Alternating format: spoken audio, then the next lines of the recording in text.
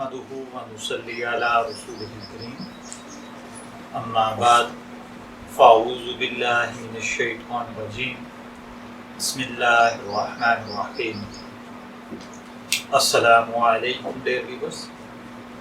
ہمارا آج کا ٹاپک ہے سورہ فاتحہ۔ سورہ فاتحہ قرآن پاک کی سب سے پہلی سورت ہے۔ اس میں 7 آیات، 1 رکوع ہے۔ سورہ فاتحہ پہلے سپارے میں ہے اور پوری کی پوری ایک ہی رکوع میں ہے۔ مکمل سورہ فاتحہ اور سورہ بقرہ کے بعض علماء اس بات کے قائل ہیں کہ سورہ فاتحہ مکمل جو ہے یہ ایک بہت بڑی عظیم دعا ہے۔ اس پر تمام اہل علم کا اتفاق ہے کہ سورہ فاتحہ مکہ مکرمہ میں نازل ہوئی، اور اس پر بھی اتفاق ہے کہ یہ بالکل ابتدائی مکی دور میں نازل ہوئی۔ یہ سورت 7 آیات پر مشتمل ہے۔ مختصر ہونے کے باوجود اس کتاب مقدس کے اساسی مقاصد اجمالی طور پر اس میں بیان کیے گئے ہیں، اسی لیے اسے ام القرآن اور اساس القرآن بھی کہا جاتا ہے، یعنی قرآن کی بنیاد۔ اس سورت کی حیثیت قرآن کے دیباچے کی بھی ہے اور خلاصے کی بھی۔ قرآن کریم کے بنیادی مضامین 3 ہیں۔ سب سے پہلا توحید، دوسرا رسالت اور تیسرا قیامت ہے۔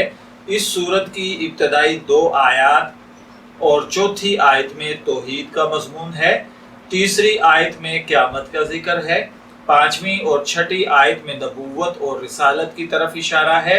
یوں اس سورہ میں اللہ تعالیٰ کے اسماء مبارکہ اور صفات بھی مذکور ہیں۔ اس کی عبادت اور اسی سے استعانت و استقامت و ہدایت کی دعا کا حکم ہے۔ کہا جاتا ہے کہ سورہ فاتحہ 7 آیات ہیں۔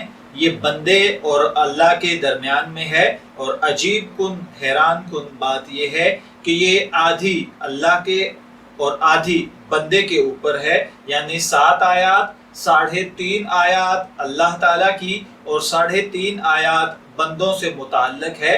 اور اس سورہ کے اندر اللہ تعالیٰ نے واضح طور پر فرما دیا ہے کہ اسی سے استعانت اور استقامت اور ہدایت طلب کی جائے، اور اسی سے یہ طلب کیا جائے کہ وہ انبیاء اور صلحاء کی ہدایت یافتہ راستے پر چلنے کی توفیق دے۔ دوسری طرف ان قوموں کی روش سے بچنے کی تلقین بھی ہے جو اپنی علمی اور عملی کجروی کی وجہ سے اللہ کے غضب اور عذاب کے مستحق ہوئے۔ یہ دعویٰ بلا خوف و تردید کیا جا سکتا ہے کہ سورہ فاتحہ ایک بے مثال دعا، معرف کا بیش بہا خزانہ اور قرآنی علوم کا ایسا شفاف آئینہ ہے جس میں 113 صورتوں کی جھلک ہم مختصر وقت میں دیکھ سکتے ہیں۔ شاید یہ جھلک بار بار دکھانے کے لیے ہی ہر نماز کی ہر رکعت میں سورہ فاتحہ پڑھنے کا حکم دیا گیا ہے۔ میں دعا گو ہوں کہ اللہ تعالی ہمیں سورہ فاتحہ میں مانگی گئی دعاؤں اور بچنے والی تلقین سے اللہ تعالی ہمیں مستفید فرمائے، گناہوں سے محفوظ رکھے اور ان کے راستے پر چلائے جن کے راستے پر چل کر کامیابی ہے، اور اس راستے سے بچائے جس پر چلنے سے اللہ کا غضب آتا ہے۔ اللہ تعالی ہمیں سیدھی راہ دکھائے، صراط مستقیم پر چلائے۔ مجھے، میرے اساتذہ، میرے والدین اور میری اولاد کو اللہ تعالی اس صراط مستقیم پر قائم رکھے۔ اجازت چاہیں گے، پھر ملیں گے کسی نئے ٹاپک کے ساتھ۔ تب تک کے لیے اللہ حافظ۔